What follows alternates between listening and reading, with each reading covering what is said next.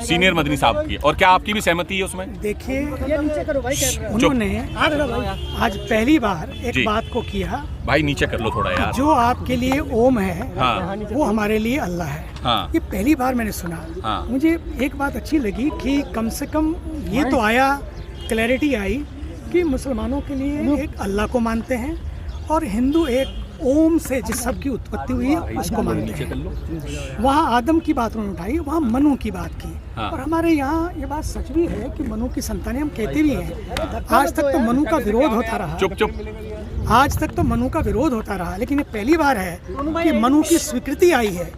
तो मतभेद हो सकते हैं लेकिन मनभेद नहीं होना चाहिए। आ रही है ना ऑडियो? मनभेद नहीं होना चाहिए। हाँ। एक बात।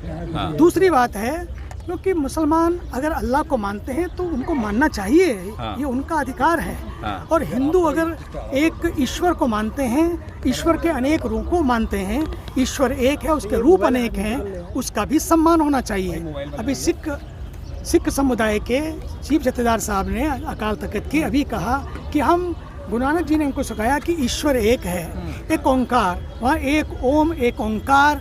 तो ये सारी बातें जो हैं, उन्होंने कहा कि हमारे लिए अल्लाह एक है। तो सबको अपना अपना अधिकार है अपने अपने ढंग से, लेकिन इन सब में आस्था रखते हुए सबसे बड़ी बात है कि मानवता खत्म ना हो जाए। स्वामी जी, इसमें सबसे बड़ी, सर एक मिनट, लोकेश मुनि जी के बयान से आप सहमत हैं या फिर सीनियर मदनी साहब के बयान से? ये साफ साफ जानना चाहते हैं सब लोग। सहमति की नहीं, असहमति की नहीं है। हाँ। मुझे लगता है कि थोड़ा समझ का फेर हुआ है वहाँ पर। किसकी? उन्होंने आपस में जिसका भी हुआ हो। तो बाइकआउट करना जल्दबाजी थी? मुझे लगता है कि आप बाइकआउट कर रहे हैं इसका? सर ये नहीं, मैं किसी चीज का बाइकआउट कभी नहीं करता। रास्ता बाइकआउट कभी भी नहीं है। हाँ। रास्ता है सहमति। हाँ। रास्ता है संवाद। रास्ता है समाधान के द्वार खोलना। इसलिए तो एक मंच पे हम लोग हैं, ताकि किस तरह से अंतिम बात आज क्या आई, 5 बातें आई। आप उन 5 बातों को हाईलाइट करिए कि ये हमारा वतन है, हम सब मिलकर इसके लिए काम करेंगे और हम सब इसको साथ साथ कंधे से कंधे मिलाकर काम करेंगे। और जैसा कि मैंने कहा, खासकर मैंने कहा, एक बात को बहुत जोर देकर कहा कि पूरे विश्व में कोई बात आती है, ये बात आती है कई बार, नाम मुसलमान का आता है, लेकिन आज की इस मंच से ये होना चाहिए कि नहीं, अब हम सब मिलकर काम करेंगे, हम अपने वतन को धब्बा नहीं लगाने देंगे, दाग नहीं लगाने सुशील मुनि जी ने भी यही बात कही कि आज का जो एजेंडा था वो भारत के विकास, भारत में की जो सद्भावना है उसके ऊपर बात करने की बात थी, या फिर जो जहां जहां पर भारत कमजोर हो रहा है सामाजिक क्षेत्रों में, वहां मजबूत करने की बात थी। लेकिन यहाँ पर एक धर्म का पाठ पढ़ाया जा रहा था, उसका इतिहास बताया जा रहा था। इसलिए ये जो संकल्प हुआ, देखिए जब मंच पर लोग होते हैं, सबको अपने अपने ढंग से बोलने का अधिकार होता है, क्योंकि सब अपनी अपनी मनोदशा से आते हैं। तो लेकिन हमें क्या करना चाहिए? किसी का बहिष्कार नहीं, किसी का बायकॉट नहीं, बल्कि हमें क्या करना चाहिए, बल्कि हमें परिष्कार करें कि इससे आगे का रास्ता क्या है। इससे आगे का रास्ता ये है कि हम सब मिलकर अपने वतन को चमन बनाए रखने के लिए मिलकर काम करें, पर्यावरण के लिए काम करें, पानी के लिए काम करें, पेड़ों को लगाएं, पहाड़। मिशन लाइफ जो है वो यही है, क्लाइमेट चेंज और ग्लोबल वार्मिंग। वो केवल ग्लोबल वार्मिंग के बाहर नहीं है, अपना भी जो तापमान बढ़ता है उस तापमान को भी हमें कंट्रोल करना चाहिए। छोड़ के नहीं जाना चाहिए था। मदनी साहब ने कहा कि पहले हिंदू नहीं थे, मनु के रास्ते से भटक गए हैं। लोकेश मुनि जी ने इस बयान पर एतराज जताया, इस पर मुझे लगता है कि उनके कहने में ये शायद नहीं था कि पहले हिंदू नहीं थे, या पहले, मुझे लगता है कि कहीं पर थोड़ा सा अंडरस्टैंडिंग, बैठने की बात करने की ज़रूरत है कि क्योंकि वो जब इस्लाम को पढ़ते हैं, पढ़ाते हैं, उसके आलिम हैं, उसके दानिश हैं, तो वो उस दृष्टि से समझते हैं। हो सकता है किसी को उन्होंने कुछ बात पूछी होगी तो उनके समाज में जो बताया गया होगा उन्होंने उस तरह से रखा। लेकिन सच यही है कि जो सबको पता है, उन्होंने ये आज कहा भी कि 1400 साल से ये हम लोग साथ साथ हैं। इसका मतलब है दुनिया 1400 साल से पहले भी थी।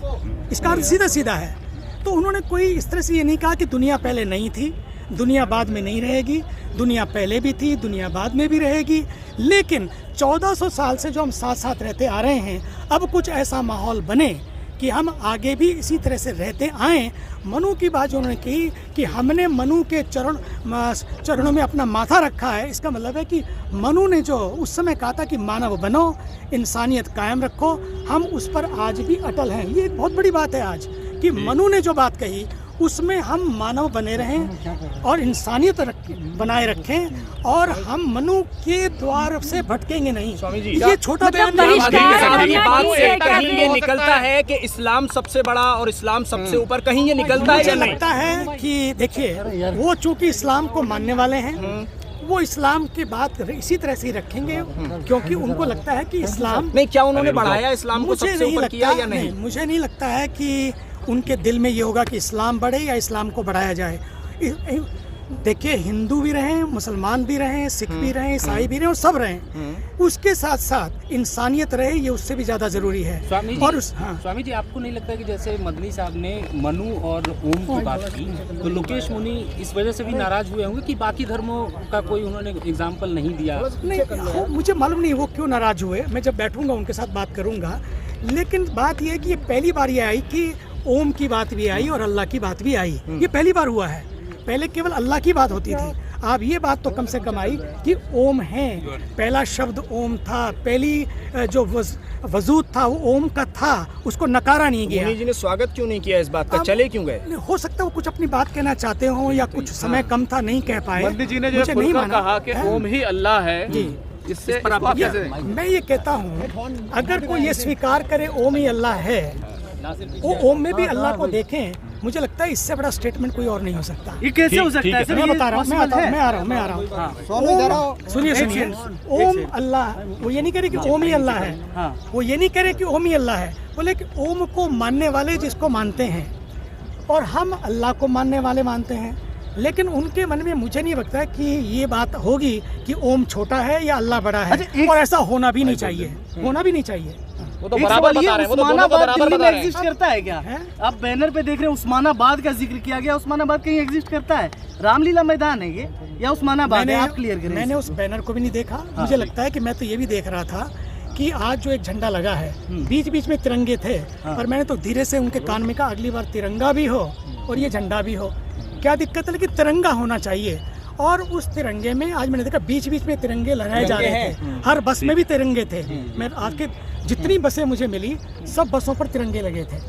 जब मैं यहाँ आया तो देखा तिरंगे बीच बीच में थे, पर मुझे लगा, मैंने धीरे से कहा, मैंने कहा तिरंगे बीच बीच में नहीं, लेकिन तिरंगा सामने भी लगा रहे, और मुझे लगता है कि अगली बार तिरंगा सामने भी होगा। बस ये मुख्य बात है कि हमें छोटी छोटी बातों पे ना जाकर ये देखना है, इस्लाम के मानने वाले लोग अगर इस्लाम की बात को मनभेद ना हो, वो अगर उसको देते हैं, लेकिन हम इतनी बात करें कि कोई मतभेद क्रिएट ना करें। आज के उससे मंच से एक संदेश जाए कि हम पूरे भारत के लिए दिल लगाकर काम करेंगे, कोई दाग नहीं लगने देंगे, ये और पर्यावरण के लिए काम करेंगे, ये आज का संदेश है। सर, एक मिनट